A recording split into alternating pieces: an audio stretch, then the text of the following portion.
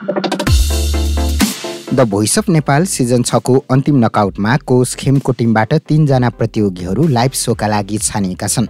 शनिबार भएको नकआउट भिडन्तमा कोष खेमको टिमबाट पविन्द्र सुनार, प्रोसेस पाण्डे र इन्द्रकला राई उत्कृष्ट 12 अर्थात् लाइभ सोका लागि छानिएका हुन्।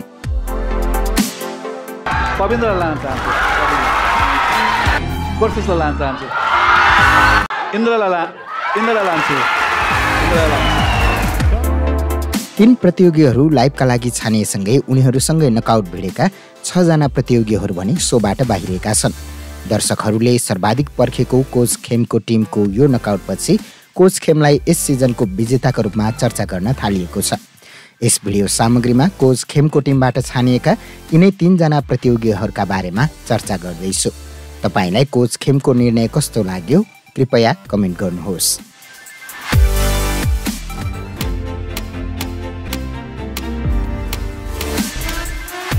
Pavindra Sunar the voice of Nepal season 6 को नकआउट राउन्ड जित्दै लाइभ सोका लागि छानिएका 10औं प्रतियोगी हुन् पविन्द्र सुनार। उनले कोच खेमको टिमबाट सागर हमाल र अनिल श्रेष्ठसँग नकआउट भिडेका थिए। कोचले पविन्द्रलाई लाइभका लागि छानेपछि सागर र अनिल सोबाट बाहिरेका छन्। यसअघि ब्याटल राउन्डमा पविन्द्रले कोच खेमको टिमबाट सोलुखुम्बुकी मुना खड्कासँग ब्याटल भिडेका थिए। पविन्द्र कोच खेमको टिममा छन्। 23 वर्षीय पविन्द्र बुढीनन्द साथ पाण्डुसे बाजुराका हुन्। बाजुरामा गायकका रूपमा चिनिएका पविन्द्र देउडा र अन्य लोक भाकाहरू गाउन सिपालु छन्। कक्षा 4 मा अध्ययनरत छँदा गायन प्रतियोगितामा भाग लिएको अनुभव उनी सुनाउँछन्। त्यस समयमा बाल दिवसका अवसरमा आयोजित गायन प्रतियोगितामा प्रथम भएर 125 रुपियाँ पुरस्कार पाएका उनले पछि काठमाडौँमा आएर सङ्घर्ष गरे। काठमाडौँमा आएर निकै दुःख झेलेका उनले घरभाडा तिर्न नसकेर 1 हप्ता सडकमा रात बिताएको अनुभव पनि सङ्घालेका छन्। घरभाडा तिर्न नसकेपछि घरबेटीले कोठामा ताला लगाइदिएपछि उनी सडकमा पुगेका थिए। कयौं दुःख झेलेकोले अहिले आफू दुःख सहन सक्ने भएको उनी बताउँछन्। गायनमा सङ्घर्ष गर्दै गर्दा उनले काठमाडौँमा सुन बनाउने काम गरे, दोहोरी साँझमा काम गरे र पार्ट टाइम पठाउमा पनि काम गरे। उनका ओरिजिनल गीतहरू पनि सार्वजनिक भइसकेको छ। भूगोलपन विकट मेरो जातिपन तल्लो, एकै बारको यो जिन्दगी बनाइदिया खल्लो, ठुलालाई छैन साइबो सानालाई ऐन। प्रोसेस Pandey the voice of Nepal season 6 को नकआउट राउन्ड जित्दै लाइभ सोका लागि छानिएका 11औं प्रतियोगी हुन् प्रोसेस पाण्डे। उनले कोच खेमको टिमबाट अन्जुली हमाल र आलम आदेशसँग नकआउट भिडेका थिए। कोचले प्रोसेसलाई लाइभका लागि छानेपछि अन्जुली र आलम सोबाट बाहिरेका छन्। प्रोसेसले यसअघि ब्याटलमा कोच खेमको टिमबाट दाङ्की प्राची बिडारीसँग ब्याटल भिडेका थिए। 18 वर्षीय प्रोसेस धादिङको गजुरी गाउँपालिका वडा नम्बर 4 निवासी हुन्। उनी सिजन 6 मा 4 कोचको कुर्सी घुमाउने पहिलो प्रतियोगी समेत हुन्। उनी कोच खेमको टिममा छन्।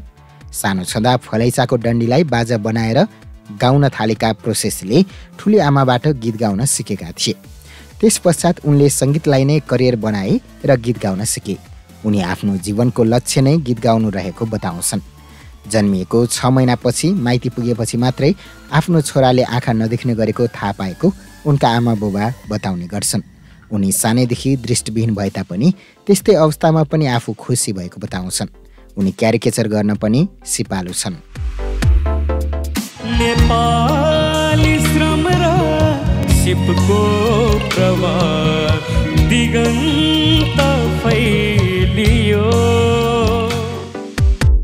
इन्द्रकला Rai the voice of Nepal season 6 को नकआउट राउन्ड जित्दै लाइभ सोका लागि छानेकी 12औं प्रतियोगी हुन् इन्द्रकला राई। उनले कोच खेमको टिमबाट फुर्वा तामाङ र प्रज्वल कार्कीसँग नकआउट भिडेकी थिइन्। कोचले इन्द्रकलालाई लाइभका लागि छानेपछि फुर्वा र प्रज्वल सोबाट बाहिरिएका छन्। यसअघि इन्द्रकलाले कोच खेमको टिमबाट खोटाङका किस्मत सियारसँग ब्याटल भिडेकी थिइन्। इन्द्रकला सिजन 6 मा 4 जना कोचको कुर्सी घुमाउने 5औं प्रतियोगी हुन्। यस सिजनमा उनी सर्वाधिक चर्चित प्रतियोगीका रूपमा उदाएकी छिन्। उनी 21 वर्षकी छिन्। नेपाली चलचित्रहरूमा पार्श्व गायिकाका रूपमा चर्चित भएकी इन्द्रकला पछिल्लो समयकी नेपाली साङ्गीतिक क्षेत्रकी प्रख्यात गायिका पनि हुन्। पछिल्लो समय उनको चलचित्र दिमाग खराबको हितेको माया बोलको गीत भाइरल भएको थियो। उनले गायक सुशान्त केसीको बारदली बोलको गीतका साथै बेहुली फ्रम मेघौली चलचित्रको उडायो मन बोलको गीत पनि गाएकी छिन्।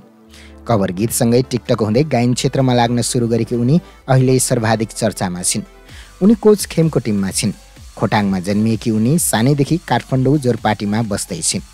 आमा बुबाको डिभोर्स भएपछि उनको परिवारको जिम्मा उनमा आएको छ। 4 दिदी बहिनी रहेकी उनले बालुवा बोक्नेदेखि फाइनान्ससम्मको काम पनि गरेकी छिन्। ती सङ्घर्षका दिनहरूसँगै लाइभ म्युजिकमा पनि पाइला टेकेकी उनी हाल गीत रेकर्डिङमा व्यस्त छिन्। उनका ओरिजिनल गीतहरू निरन्तर सार्वजनिक भइरहेका छन्।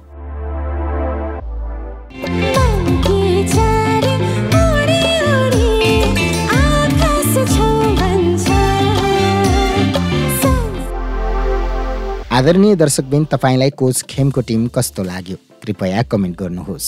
भिडियो मन परेमा लाइक र सेयर गर्न पनि नभुल्नुहोला। यस्तै भिडियोहरूको लागि मुर्चुङ्गा टिभी युट्युब च्यानललाई सब्स्क्राइब गर्नुहोस्। चन्द्र घलानको साथमा तपाईँ हेर्दै हुनुहुन्छ मुर्चुङ्गा टिभी।